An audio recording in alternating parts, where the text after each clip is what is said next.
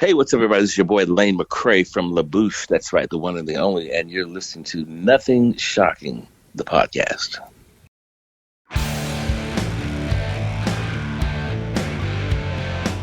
Want to know what's going on in the world of music? Then tune in to the Nothing Shocking podcast, a non-genre based, all ages friendly rock and roll program.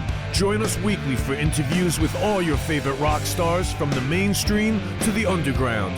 You can find us at nothingshocking.libsyn.com or anywhere you download podcasts.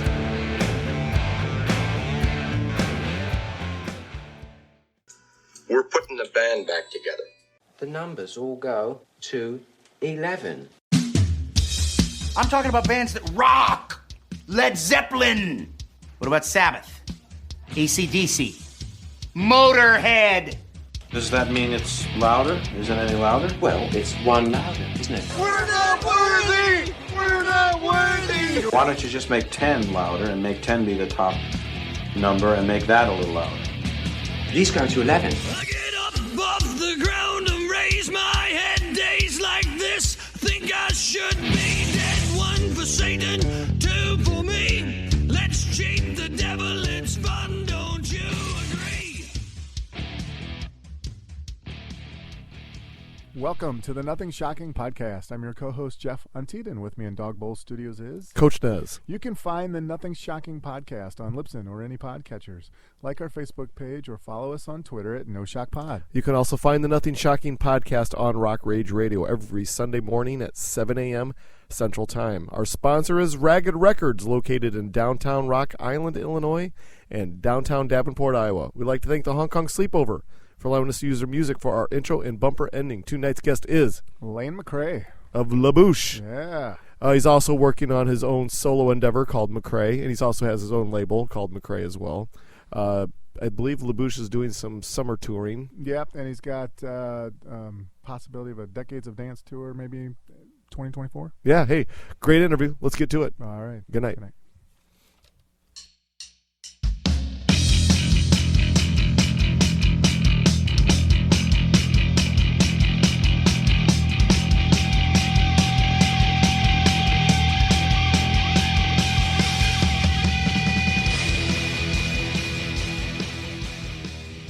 Lane, welcome to the Nothing Shocking podcast. I'd like to introduce you, my co-host, Jeff Untied. Lane, thanks for joining us tonight.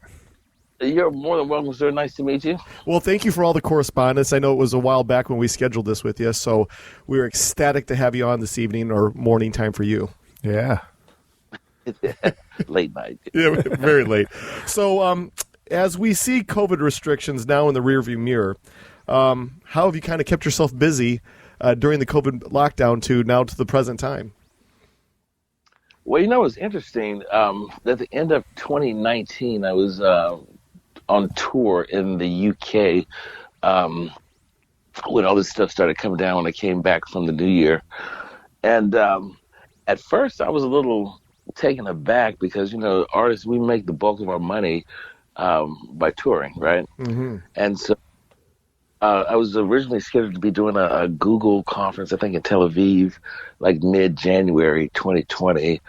And then I was going on to Abu Dhabi, and those shows got canceled, pushed back, and subsequently everything else, you know, beyond that was being canceled. Mm-hmm. And then I had a moment of clarity, and I was like, dude, you've been working since you were 13. I was like, just chill, you know, just relax, right? Mm. So I just kind of immersed myself in my art, you know, because I paint to relax and to chill out or whatever. So I did a shitload of paintings, drank a lot of wine, had, you know, several sessions in my house recording. Mm. And basically I was kind of enjoying myself because, you know, the road is a grind, right? Mm-hmm. And so to be able to sit at home and sit out in my garden and just enjoy my life, you know, my labors, it was really fantastic, you know, up until the point where when I did venture out of my house, trying to find some clothes that fit. Right. So, yeah. Sam Hill. I said I was one of my good friends. Her father passed away from. He had Alzheimer's. He was an older gentleman, and so to support her, I was going to go to the service, and I must have tried on like 15 pairs of pants, and I was like, oh my god. So I finally landed on some like elastic drawstring linen, pants or whatever that were squeezing me to death. And so I said, this has got to stop. So, got that under control. And then I think it was last year, April, when everything seemed to kind of subside and kind of get back to some sense of normalcy, and began, slowly working. And so from like April of last year through today, I've just been on the road working, doing these gigs and whatnot. Oh, very good. Well, when you're trying to reduce the pant size, are you like working out at home, or you go to the gym, or what kind of work? How's it work for you? Look, I'm not even going front. I'm not a gym guy. If there was a pill, I would take it. Yeah. But no, it was basically just a change in diet. Yeah. The bottle of wine, the gratuitous cocktails. I cut all that stuff out. My dog, I started going on like these little 10K walks in the morning and in the afternoon. And here where I live in Germany, it's very hilly, so a lot of ups, a lot of downs. And I started to actually enjoy that. But primarily it was the diet. I cut out sugar, cut the alcohol out, white rice, white pastas, and just started eating healthy, and I went from 260 to, I got down around 225 and got stuck there for a minute. And then I got over that hump and I got down to 195. Oh, amazing. So, I'm teetering around 205 right now, which is okay. Right? Yeah. Oh, very good. And so that was, yeah. In early 2022, you released the single Waiting. Can you talk a little bit more about the creation of that track? Well, I in the confines of La Bouche, I'm the rapper, right? Yeah. I also sang, but getting anyone to listen to me sing was like pulling teeth, right? So during the break, during the break, I decided just to try something different because there's all kinds of music that I just thoroughly enjoy, from house to pop, gospel, jazz, whatever. I mean, I like it all. And I think as an individual, we are multifaceted, so is my musical taste. So, but Waiting came to me through some songwriters from Vienna. And I really just resonated with the message. Because I've been a kind of guy that has not procrastinated, but sometimes I like to wait things out until I think it's right to move on them. And so this song poses that question: what are you waiting for? Do it. And it was a labor of love. I was able to shoot the video in my hometown of Hopkinsville, Kentucky, and kind of showcase where I grew up. And so it was just a fantastic song for me. I was curious where that was in the video. That's cool. I was going to ask you about I Keep Running, because that one you were walking around, looks like Chicago, close to our hometown. Yeah, my favorite city. Yeah. I will say too, one of the things if I could go back real quick to Waiting, that kind of is a full circle moment, because like the wardrobe that I'm wearing in there was something from like 1995 that I was able to get in after the weight loss, right? So, but yeah, Running.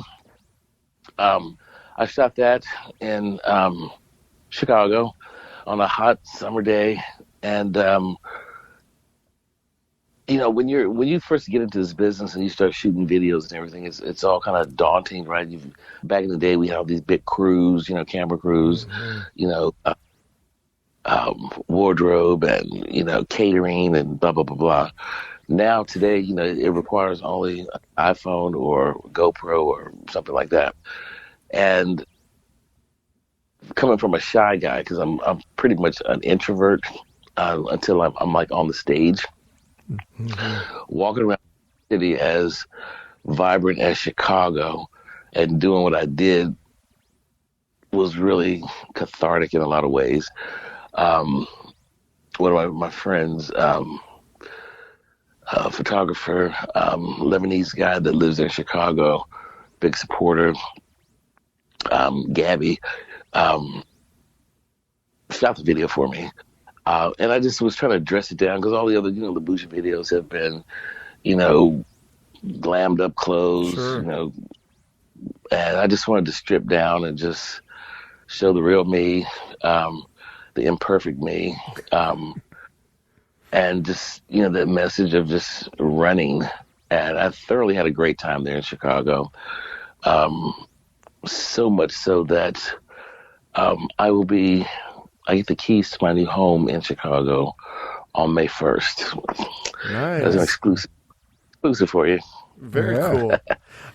So the newer tracks, Save My Life and I'll Keep Running, is under the McCray, not La Bouche.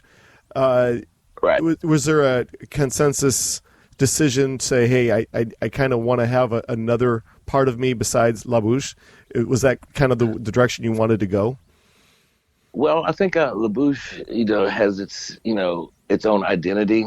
And even with releasing new La Bouche material, the fans of La Bouche are, the fans will always tell you when you're on the mark or you're not. And I don't know that they wouldn't accept this kind of music as La Bouche if it wasn't, Melanie and myself originally having done it.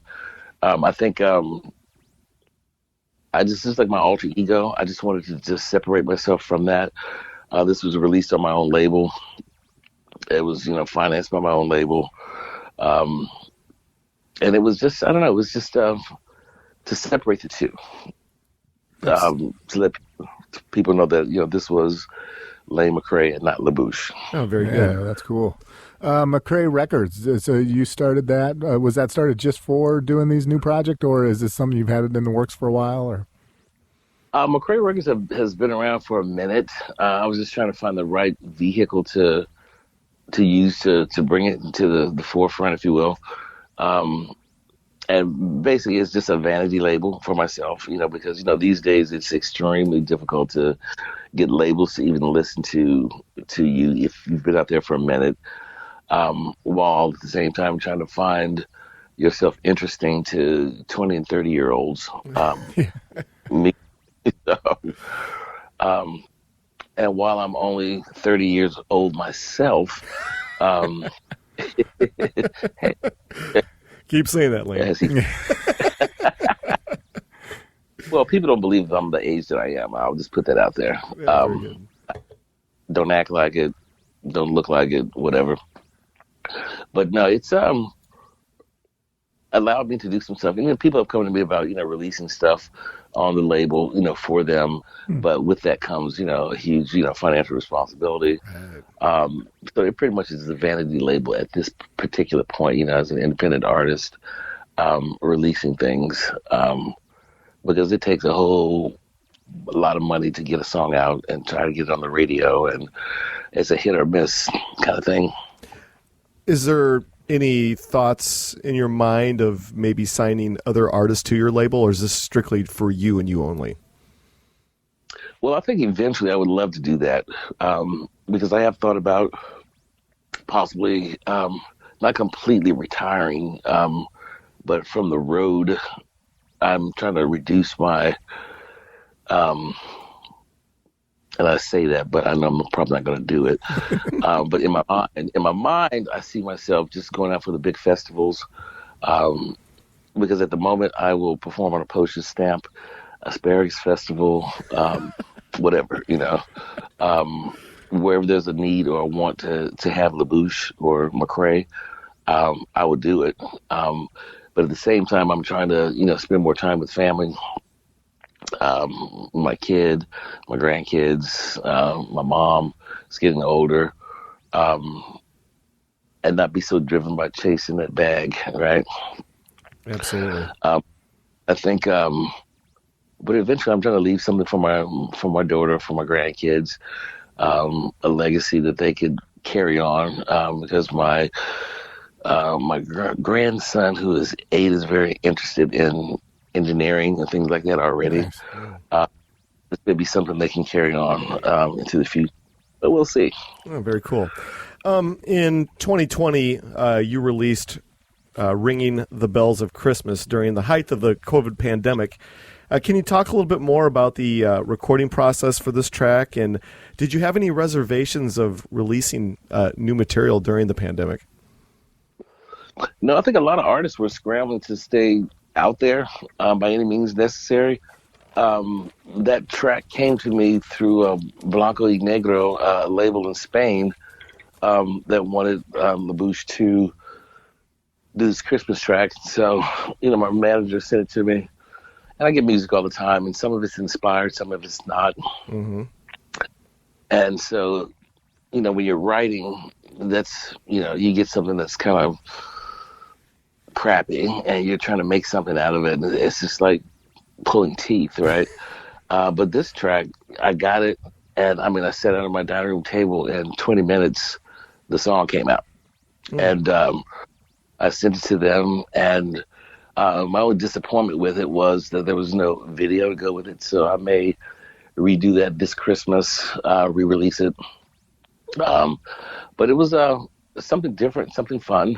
I enjoyed it. Oh, very good. Yeah. On one of the websites you sent us in your bio link, there was Decades of Dance Tour. It looks like 2023, 24. There was several groups listed that Eric and I were talking. We used to dance to every Saturday night in the clubs when we were younger, in our younger days. Is that something you can talk about, or are you going out on that tour? This is something that my manager and I have, I think for artists, it's really important for us to be as involved in our careers as hiring a management team or whatever to do all those things for you. And I'm always coming to my manager with my ideas to stay out there, to stay relevant or what have you. And this was one of them, because most of the festivals and stuff we do, we see the same usual suspects, and how can I say this without sounding pretentious? A lot of them don't sing. And, La Bouche has always done like a live show, good, bad, or indifferent. We do. And I just wanted to get a group of my friends together that I think would be a good combination of people out there and get it out there to the people, because in the U.S., I don't think the festivals are as big as they are here. I think you got Coachella, and you got, the Ultra Music Festival and the Essence Music Festival and all these things, but they're generated around more of the urban contemporary artists, or the hardcore, dance, EDM crowd. But, my colleagues, like the CeCe Pennisons and the Robin S's and the Crystal Waters and the Ace of Bases and those kind of artists are, we're kind of unique into ourselves, from the 90s. And those decades are relevant, and I think, people should hear it, Ultimately, I would love for that show to have a residency out in Vegas or somewhere for, like for 2 weeks, you can come out and you can see La Bouche, these 2 weekends in May, and then in June you can see Ace of Base, and just kind of keep a revolving door on that. So that's something that's also on the planning stages. But you never know. Everything's about timing. Everything's about, is it the right time? Is it the right place? So fingers crossed. We'll see. Hopefully, I think probably 2024 is more realistically for the Decades of Dance to take place, because I'm already booked up through February of next year already, and there would be no room for it this year. So, well, fantastic. Yeah. Well, La Bouche in the band's height released 2 studio albums, 1 remix album, 2 compilations, and numerous singles. Can you kind of give our audience an insight to the creative approach that you had back in the heyday of La Bouche. Can you kind of give us paint a picture for us how you created the La Bouche sound? Well, I mean, I can't say that Melanie and I did that. I came up to Europe in 1991 in the Air Force. Yeah. And I was involved in an Air Force entertainment group called Tops in Blue, which is a cast of like 30 active duty military personnel that put the show together, and we took it to all the military bases around the globe. I did that for 4 years. And then in 1993, I got out of the military over in Germany to do this record deal with BMG. Melanie, God rest his soul, had a production deal with these two guys, Uli Brenner and Amir Serif. We subsequently were working together in a cover band called Groovin' Affairs, and he asked me if I was interested in possibly doing some recording with her. And at that point, the only recording studio I had ever seen was like in the mall, one of those little things that you can go in and record, And I just remember my first song I ever recorded was "You Lost That Loving Feeling," right? And I can't say that I was a great singer then, but I was very proud of it. But that was the only time I had been in a studio situation. So I said, hey, well, sure, And so I met the guys, and, they kind of fell in love with me. And I was like, hey, well, this is really cool, to be making all this side money on top of my military gig. So that whole sound, I've got to give credit to Amir Serif, who was the mastermind behind Sweet Dreams and Be My Lover and Tonight Is the Night, those songs. And so the sound was initially created by them. And of course, stamping it with, the tremendous vocal from Melanie. Yes. And, my contribution was just, a little rhyme here, there, whatever, backing vocals. And then they basically sold, I won't say they sold us. That sounds so crazy. Their label, Beam Records, sold the project to MCI Records, which was run by Frank Farian of course, Milli Vanilli fame to me.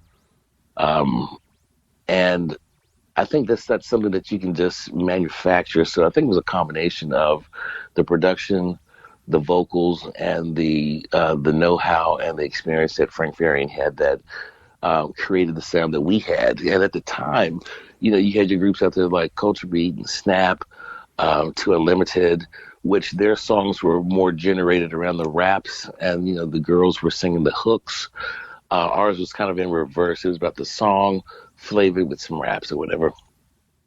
And that kind of became our signature thing. So when the first record came out, Sweet Dreams, nobody in Germany wanted to sign the record. And so Uli Brenner, who's the DJ half of the production team, sent it to a friend of his at Scorpio Music in Paris. No one there wanted it. And of course, Scorpio Music is the guys who did, the Village People and that kind of thing. And so that guy subsequently sent it to a friend of his that was a radio DJ in Italy in 1994. They started playing on the radio there. It became the number one song in Italy in 1994. And then it kind of circled back to Germany and was signed to the German label, BMG, Hamza Music. And then everything just kind of took off from there. And but not before Melanie had to make a decision if she wanted to support Sweet Dreams or if she wanted to support Tonight Is the Night, which was, she did both the vocals for those songs, and was signed to Logic Records. And so she chose, obviously, the La Bouche side of it. And they brought in a friend of mine, Kayo Ciccone, to be the front girl for Le Click, and re-sang Tonight Is the Night and put a whole record together on that aspect. So, but yeah, the whole sound thing, it's, I used to joke around when I first came to Europe about how everything was so fast, because dance music in the States was slower, and everything over here was dun digga dun digga dun digga dun digga dun digga, this bonanza bass line. And much could sing any song to that groove, honestly. But we kind of changed that up a little bit, and because we did sing live, and we were both cute back in the day, so they say anyway. And I know we just had such a great time with, I know Frank didn't want any more drama or any more controversy, so he was very fair with us professionally, and it just was a fantastic time for music. And I tell people all the time, when you think about music as a whole in the decades since the inception of music, back in the 40s, we had jazz. In the 50s, we had the rock and roll. And 70s, we had, the big bands in the U.S. and disco, and the 80s. And then the 90s comes along. And I think initially a lot of the labels were calling their artists projects and not artists. Because I don't think they really believed that they were commercially viable financially, right? But when they started to make money, then, labels were signing, putting money behind it, doing these big elaborate videos, blah, blah, blah, blah. And the sound kind of became its own genre. So I think, in the annals of history, when you look back at the 90s, you'll look at it as we do the 50s or the 60s or the 70s, where there was specific, genres of music that were going on that made that decade what it was. Oh, very good. Well, yeah, one of the things I remember about the 90s was the remixes. You'd get the single out, and then there'd be 4 or 5 remixes of a song. Can you talk a little bit about that process for you and your band? Like, how involved did you get with making the remixes? Well, as a house head myself, because I love house music. Of course, I can appreciate a good remix from Whitney or Michael or whoever, but house music, that was my thing. So anytime, we had a song came out, I would already start hearing, what I thought would be a great remix in the style of blah, blah, blah, blah. Didn't know anybody at the time in the beginning of our career. But we had people like Darren Friedman, Spike, I don't know if you remember him. We had some really great mixes. I think those remixes carried and fueled the success of a lot of these songs, from radio edit to what you would hear in the club.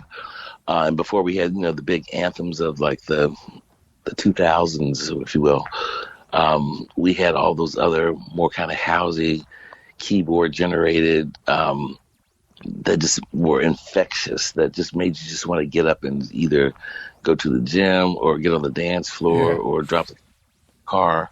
And I miss those remixes now. Remixes now have evolved to a whole nother thing where, as a musician, I'm all about the harmonies and backing vocals and the ooh-ah, that comes with the song. And a lot of the guys nowadays just want a straight melody, no harmony, no extras, just the one line. And then the focal point becomes more about the music than the vocal. And I think there should be a better marriage of the two. So, I wasn't blessed with the gift of engineering, creating that kind of sound. If I was, man, I'd be dangerous. You kind of touched on this a little bit, but after Bouche gained international breakthrough in the pop music worldwide, we saw many artists trying to emulate the Bouche sound. Did you find that to be a flattering thing, or did you and Melanie feel as though that they're ripping us off?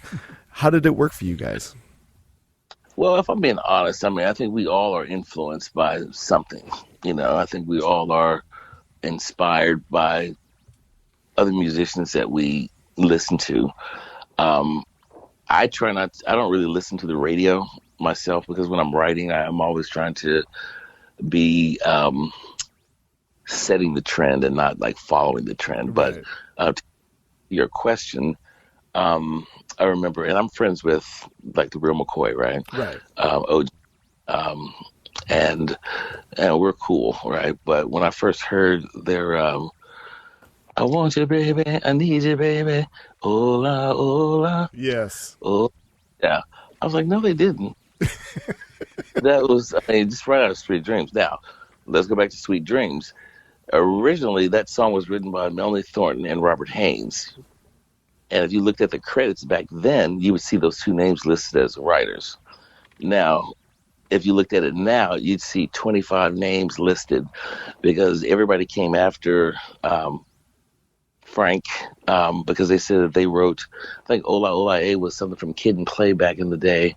Um, and I don't know if any other aspects of the song were borrowed or embellished upon or what have you. But it doesn't bother me because I think it's flattering in a lot of ways, especially if they give homage to the original artist that did it. You can see now your dance artists from the 90s are having to reinvent themselves or continue trying to reinvent the wheel with what they did back in the day, because your more urban artists, your Kelly Rowlands and your Neos and your Chris Browns, have kind of started doing dance music with that urban twist to it. And so it evolved, so I'm not taken aback by it. It's flattering. And it's even more flattering if, the artist, references you as a point of reference for their inspiration or what have you. Yeah, very good. Well, there just seems to be a little bit of a, what do you call that, resurgence in 80s and 90s style, which I think is refreshing. And well, you've had some songs featured in movies and soundtracks and stuff like that. Can you talk a little bit about that experience and how that made you feel? Well, you're talking about, this army brat, from, Anchorage, Alaska, Yeah. and then subsequently Kentucky after my parents split up or whatever. Me and Melanie, these two, I don't say we were poor, but we certainly weren't rich. Kids ended up in Europe, ended up getting this record deal, being, pushed into the international spotlight. And it was just surreal. And I think I think the first time I heard that we were on a soundtrack was for this MTV movie called Joe's Apartment. Yeah. Mm-hmm. And it was a song called Shooby Doo. And the little roaches in this apartment were dancing to the song. And I'm like, wow, this is crazy. And then subsequently, Michelle and Romy's high school reunion, like the Roxbury, The Associate, and even today, on the Pam and Tommy Hulu series, season 2, you hear Be My Lover, you hear Crystal Waters. Downey Unstoppables commercials, you hear Be My Lover. The Versace murder miniseries that was on, you hear it in that. Friends of mine call me all the time from, football games or whatever. They're playing the song in the halftime points or the in-between points or what have you, as if I've never heard the song. They're like, dude, they're playing your song. I'm like, oh, cool, But yeah, so it's humbling, and I will be the first to tell you, I think one of the reasons that, or one of the components to being successful is an adequate dose of humility and gratitude, and that people are listening to your music.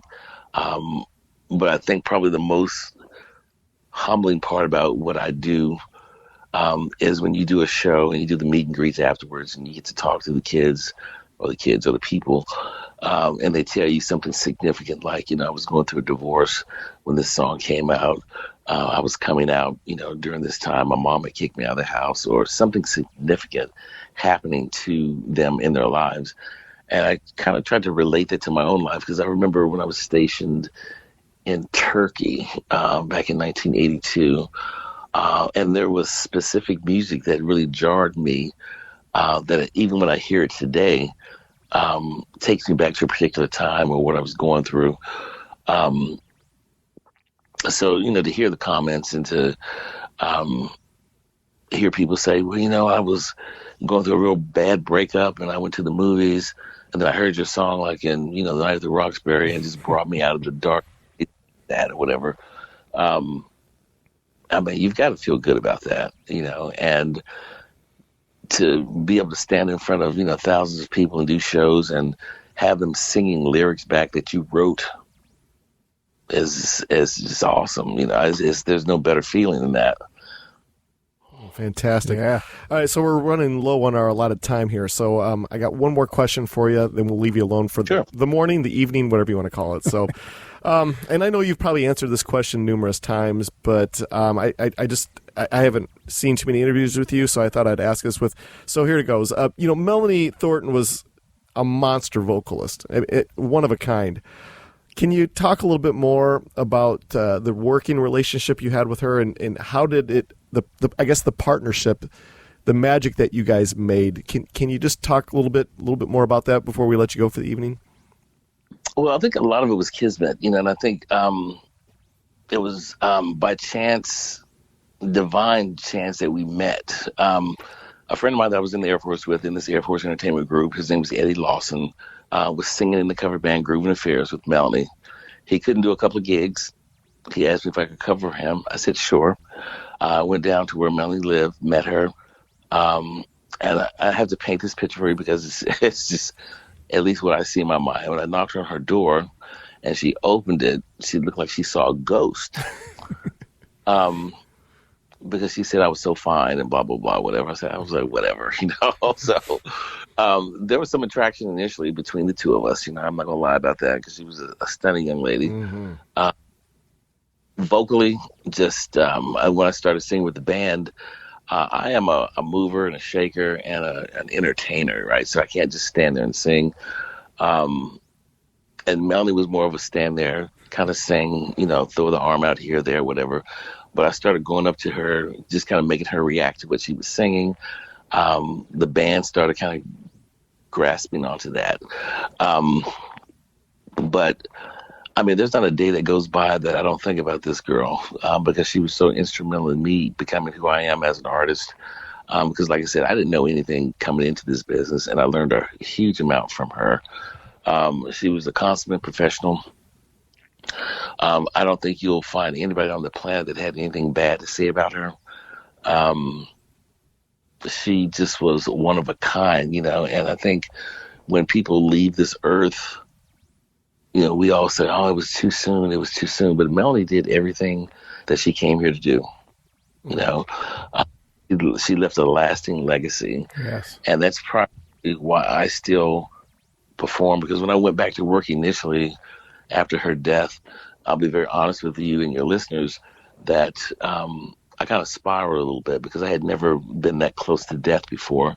And I think we all handle grief differently, So, dude, I was waking up at 8 o'clock in the morning, instead of orange juice, I was drinking Heineken. Oh, wow. Yeah. By noon, I was, drinking the gin, and it wasn't until my mom showed up at my house when I lived in Washington, D.C., unannounced from Kentucky, drove to Washington, D.C., my mother, I think my mom was in her 60s at the time. And the front desk calls up, Mr. McCray, there's a Joyce McCray here for you. So I jump up. I'm trying to straighten everything up and, put all the bottles up, trying to hide everything. And my mom knocks on the door. I said, what are you doing here? Well, I haven't heard from you and I was concerned and you weren't answering your phone. So I just came up here. You need to clean this damn house up. Come on. I was like, okay. So my mom kind of pulled me out of the funk that I was in. And it was interesting because when I contacted my agent, who I'll not mention at the time, told me that Bouche was dead, that had died with Melanie, and suggested that I find a real job. And that was a punch to the gut. But of course, being the Aries that I am, I was like, okay, well, whatever. Got with my manager, Ruben Martinez, that I have now, and have been with forever. We just kind of rebranded and just got it going again. And I say that to say all this. The primary reason that I'm still out there doing shows is to honor Melanie, and to continue the legacy of what she and I began in 1994. Fantastic. Yeah, that's awesome. Well, we're edit that. We're out of our allotted time for the evening. Is there anything that we left off tonight that you would like to plug or promote? Well, I would like to plug my coming to Chicago. I'm looking forward to being there. I'm looking forward to, because Chicago's always been a great city. I love it. I have new music coming out. I won't say, because it's a toss-up between two things right now, but currently you can hear a redo of Be My Lover that David Guetta is releasing, I think, in the next day or two. Cool. That he debuted at the Ultra Music Festival a few weeks ago. So everybody's excited about that. I'm excited about that. We'll be even more excited if he invites me out on the road with him, but that's a whole nother thing. So, I'm just grateful to everybody that still, listens to the Bouche. And I think we've covered a lot. There's always more to talk about. If you guys ever want to do a feature podcast about whatever, about my art, about my culinary abilities, and because I do quite a bit. Yeah. I stay busy. So. Very good. Well, hey, you're going to be moving to Chicago, and you'll be about 2 hours away from us. So get a hold of me, man. You got my number, right? We're in the Quad Cities. It's right on the Mississippi River of Davenport, Iowa, Rock Island, Illinois, Moline. So it's like 4 cities. It's about 250,000 people altogether. Yeah. Okay, cool. Yeah. So this is how things are going to work out. When yours is all ready to go, Jeff, the editing wizard over here, will get it all taken care of, cleaned up, and we'll have it out, and I'll send it to you immediately, and please share it wherever you can. I absolutely will, man. I appreciate it. Hey, it's been a pleasure. You have a good morning. Take care, man. Yeah, absolutely. All right. Bye-bye.